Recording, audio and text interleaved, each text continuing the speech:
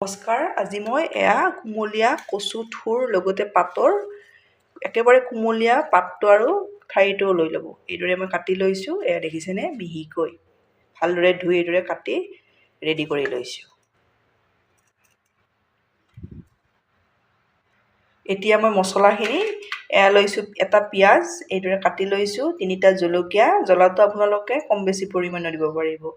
6-7 ফুটা নহৰু লৈছোঁ, অলপ আদা লৈছোঁ, এচামুচ গোটা ধনিয়া লৈছোঁ, আধা চামুচ জিৰা লৈছোঁ, জালুক কেইটামান লৈছোঁ, কম বেছি পৰিমাণে দিব পাৰিব।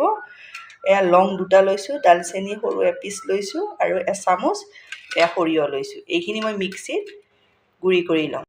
মই গেছত কেৰাহী এখন দি দিছোঁ। ইয়াতে মই সৰিয়হৰ তেল দিছোঁ, 2 চামুচ জোখত দি দিছোঁ। তেলটো আপোনালোকে অলপ কম বেছি পৰিমাণেও দিব পাৰে।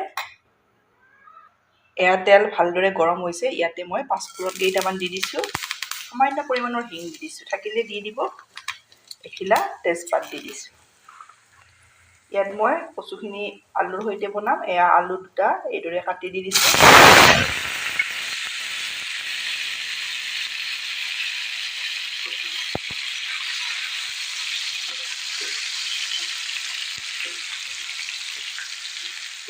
আপোনালোকে যদি আলু খাই দিব, আলু নাখালে নিদিলেও কথা নাই।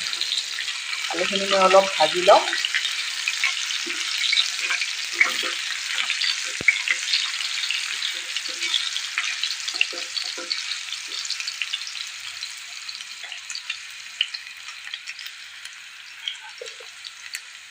নিমখ দি দিছোঁ।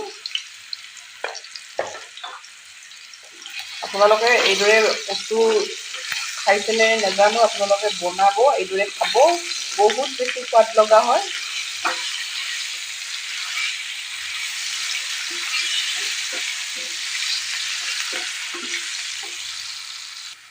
মই আলুখিনি অলপ এইদৰে ৰঙচুৱাকৈ ভাজি ল'লোঁ।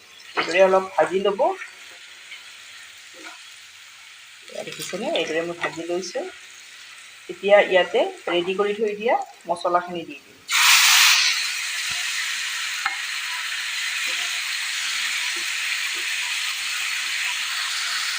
ইয়াত মই আধা চামুচ ৰেড চিলি দি দিছোঁ আৰু জোখমতে হালধি গুড়ি দি দিছোঁ। গেছৰ ফ্লেমটো মিডিয়ামত ৰখাই এইখিনি মই মছলাখিনি আলুৰ সৈতে ভাজিম।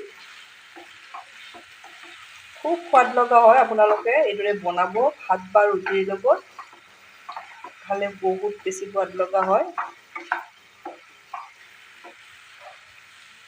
মছলাৰ সৈতে আলুখিনিও এইদৰে ভাজি ল'লোঁ। এতিয়া ইয়াতে মই 3 চামুচ মচুৰ দাইল এইদৰে ভালদৰে ধুই এইদৰে অলপ কোমলাই লৈছোঁ। দি দিছোঁ। আপোনালোকে দিবও পাৰে আৰু নিদিবও পাৰে, কিন্তু দিলে খাবলৈ বহুত সোৱাদ লগা হয়। এইদৰে দি দিব।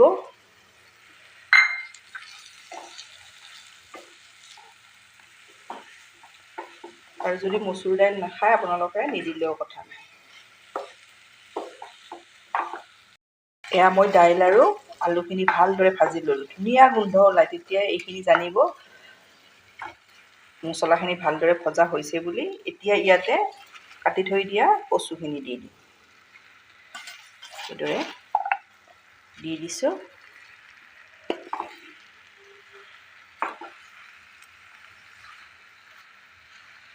কেৰাহীখনত দেখিছেনে ভৰ্তি হোৱাৰ দৰে লাগিছে। অলপ যেতিয়া এইখিনি সিজিব, কমি যাব।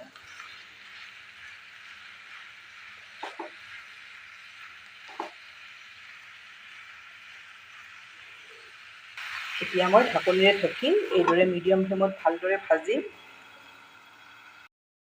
মাজে মাজে ঢাকনি গুচাই লৰাই থাকিব। দেখিছে কচু সিজি গৈছে, কিমান কমি গ'ল।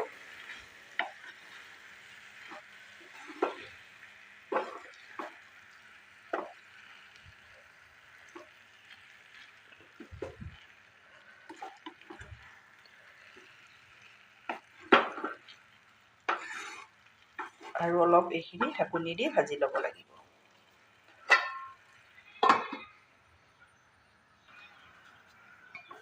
এইদৰে আপোনালোকে যেতিয়া বনাই থাকিব, একেবাৰে ধুনীয়া পাকঘৰটো ধুনীয়া গোন্ধ ওলাই যাব।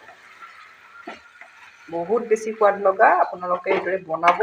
যদি খোৱা নাই, এইদৰে বনাই খাওক। কচু খাবও লাগে, ল'ৰা ছোৱালীক এইদৰে খুৱাব লাগে। এয়া আলুটো চাই ল'ম। এয়া দেখিছেনে আলু সিজি গৈছে।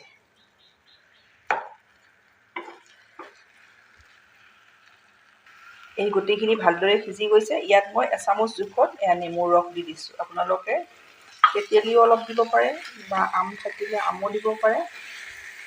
কিবা অলপ টেঙা দিলেই হৈ যাব এইদৰে। মই নেমুৰ ৰসে দি দিছোঁ এচামুচ জোখত। গোটেইখিনি মোৰ ভালদৰে এয়া দেখিছেনে সিজি গৈছে। এতিয়া ইয়াতে পানী দিম মই। এয়া মই এগিলাচ জোখত গৰম পানী দি দিছোঁ।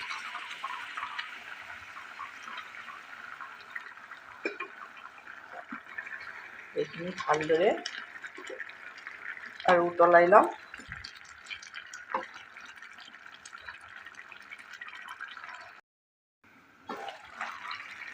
মোৰ চব্জি ৰেডি হৈ গ'ল। গোটেইখিনি ভালদৰে সিজি যায়। এয়া দেখিছেনে দালিবোৰো ভালদৰে সিজি গৈছে। এইটো জোখত ৰখাই দিছোঁ। এইটো জোখত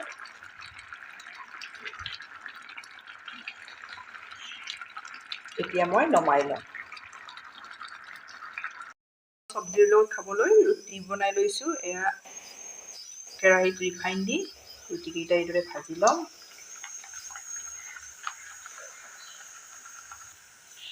এইদৰে ফুলা ফুলা লুচি বনাই ল'ব। চব্জিৰ লগত খুব সোৱাদ লগা।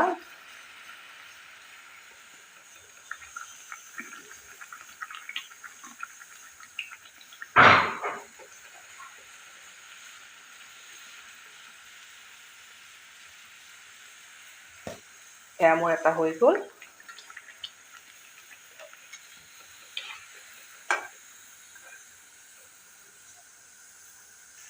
এতিয়া মই 2 নম্বৰ লুচিটো এইদৰে দি দিছোঁ।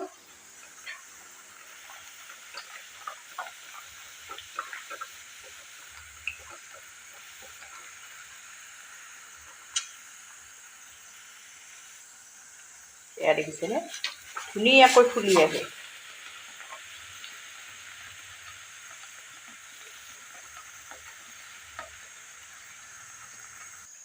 এইদৰে মই গোটেই ৰুটিখিনি ভাজিও ৰেডি কৰি লওঁ।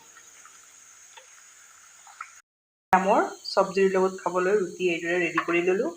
একেবাৰে সোৱাদ লগা হয়। আপোনালোকে এইদৰে বনাব। বনাই খাই কেনে পায় কমেণ্টত জনাব। ধন্যবাদ ভিডিঅ'টো শেষলৈ চোৱাৰ বাবে।